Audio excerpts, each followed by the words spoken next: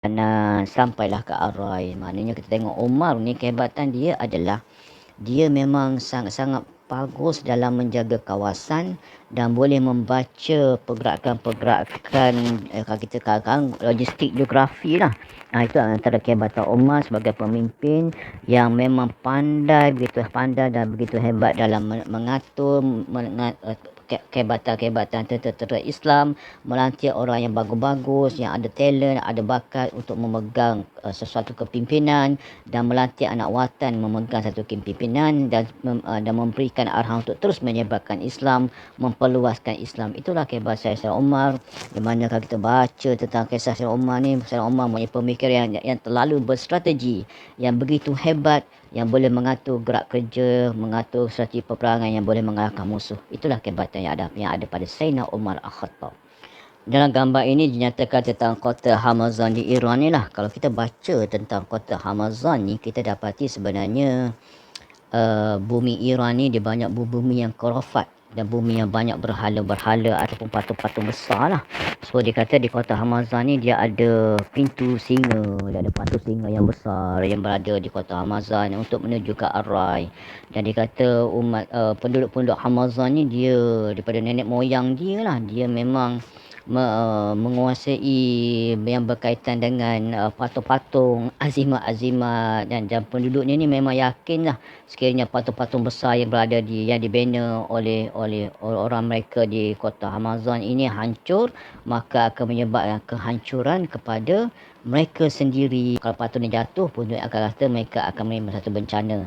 So itulah yang dikatakan patung-patung ini. Tapi apabila datangnya orang kata umat Islam ni, kita mengubah segala-galanya dengan tidak membenarkan patung-patung ini berada pada tempatnya. Itulah kehebatan umat Islam ini, kehebatan agama Islam. Bila masuk di satu tempat, kita mengubah keseluruhan akidah umat Islam kepada akidah yang satu, mengabdikan diri pada Allah Subhanahu Wa Taala.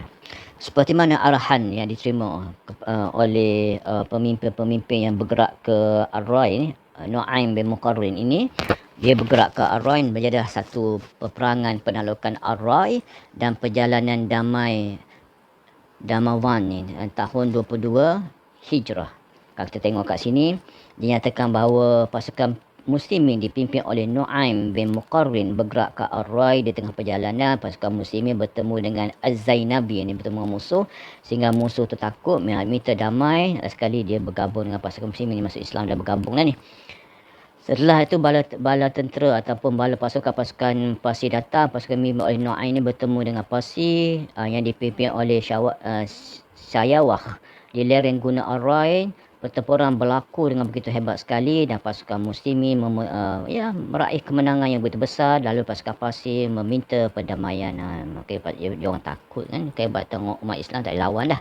Sebab itulah Ibnu Naqal berkata tentang Ar-Rai ni. Kata Ibnu Naqal, kota terbesar di wilayah ini ialah Ar-Rai. Bangunannya terbuat daripada tanah, bata dan simen. Kota ini memiliki benteng terkenal dengan gerbang-gerbangnya juga terkenal. Di antara pasarnya terkenal adalah pasar Rauzah, Biliasan, Dakpur. Banyak pasar-pasar yang disebutkan lah. Babul Jabbar, Babul Hisham, Babul Shin. Dan dia kata pasar yang paling besar ialah pasar Rauzah lah. Rauzah pasar yang paling begitu yang besar. Dan dikatakan bahawa dia kalau waktu dia datang tu, dia melihat bahawa di Ar-Rai ni terdapat kota yang memiliki benteng dan di dalamnya tu dah terdapat masjid Jami' ni, antara yang tulis oleh Ibn Shaw. Dan mereka menyatakan bahawa di sana air mereka lah daripada telaga-telaga dan ada saluran air. So dia kata saluran air yang mengalir ni dia alirkan sampai pada ke rumah. Memang hebat kan. Mata wang mereka lah dirham dan dinar. Pasukan mereka sama, pakaian mereka pula sama dengan pakaian penduduk Iraq. Mereka adalah orang yang berwibawa dan pengalaman. Kota ini memang terkenal sebagai pengeksport kapas ke Iraq, Azerbaijan dan juga negeri-negeri lain. Begitu juga dengan kain tenun, selimut dan produk lain. Ini kata Ibn Haqal lah. So kalau kita melihat pada sini, ada satu surat damai dengan perjanjian damai dengan penduduk Ar-Rai. Ar-Rai ni apa sebenarnya? Kalau kita tengok betul-betul Ar-Rai ni ialah Tehran sekarang. Maknanya pergi sampai ke Tehran ni.